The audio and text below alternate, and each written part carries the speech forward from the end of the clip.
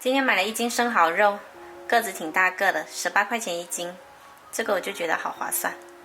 我们来把它清洗一下，加1勺淀粉，再来一点点清水，刷洗一下。淀粉可以吸附掉生蚝表面的脏东西，洗得很干净。用清水多洗2遍，洗好了沥干水分。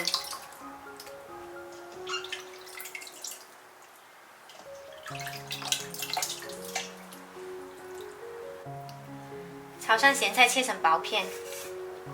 这种咸菜呢比较咸，用之前呢最好泡一下水。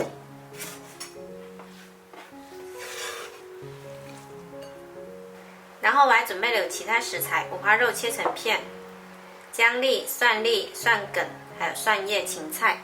接着再来准备一个料汁，半碗清水里面加入1勺生抽、1勺蚝油、一点点胡椒粉、少许白糖，再来1勺淀粉，调开。再来起锅热油，把五花肉放进来，煸出油。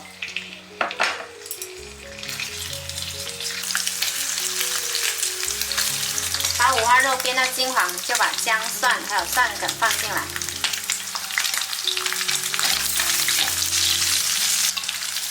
炒香后放入咸菜，翻炒一会儿。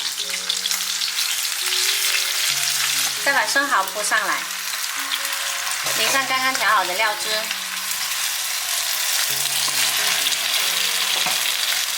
盖上盖，调中火焖4分钟。开盖撒上蒜叶跟芹菜，我们这个特别鲜美的咸菜生蚝包就做好啦。喜欢的朋友可以试一下哦。